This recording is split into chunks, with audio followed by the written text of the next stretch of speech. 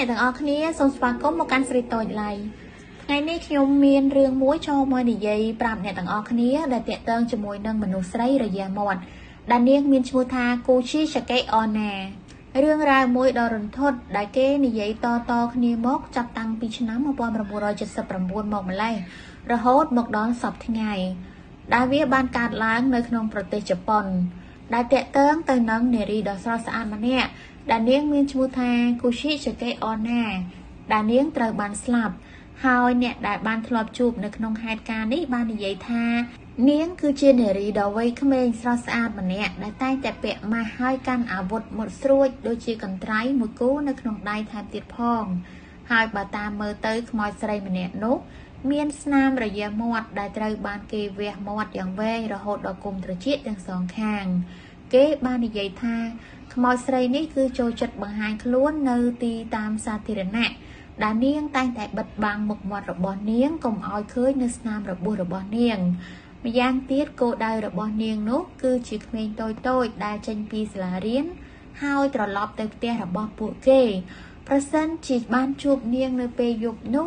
គឺនាងតែងតែស្កាត់មិនឲ្យអ្នករត់រួចឡើយហើយនាងនឹងចាប់ផ្ដើមសួរសំណួរមួយទៅអ្នកថាតើនាងស្អាតដែរឬទេហើយនាងនឹងទាញម៉ាស់ពីមុខរបស់នាងចេញដោយបង្ហាញឲ្យអ្នកឃើញនៅស្នាមរយៈមាត់នៅលើមុខរបស់នាង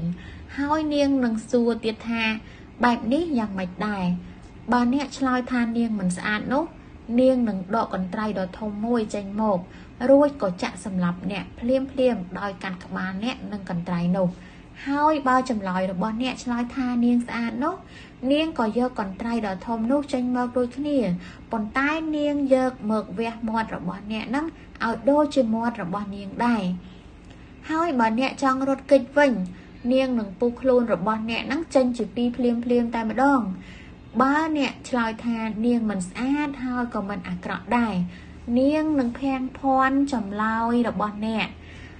ក៏អាចរត់គេចនៅពេលនោះបានដែរនេះគឺជាវិធីសាស្ត្រដែលប្រជាជនជប៉ុននឹងតែងតែធ្វើនៅពេលដែលជួបស្ថានភាពបែបនេះនៅពេលដែលដើរពេលយប់ចំពោះរឿងរ៉ាវខ្មោចស្រីនេះអ្នកខ្លះក៏បាននិយាយថា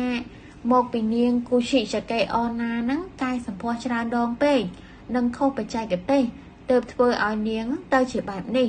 អ្នកខ្លះក៏និយាយថានាងគូជីឆាកេអូណានឹងមានជំងឺវិកលចរិត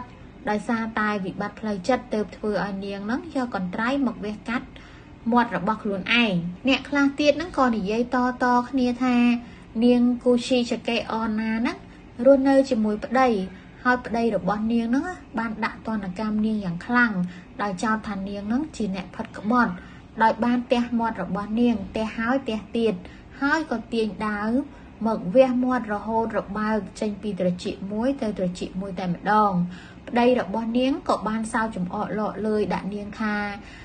ចាំមើលតើនឹងមានអ្នកណាសរសើរថានាងស្អាតទៀតអត់ក្រោយពេលដែលនាងស្លាប់ទៅខ្មោចស្រីគូជីឆាកេអូណាហ្នឹងក៏បានចេញឡើងបន្លាច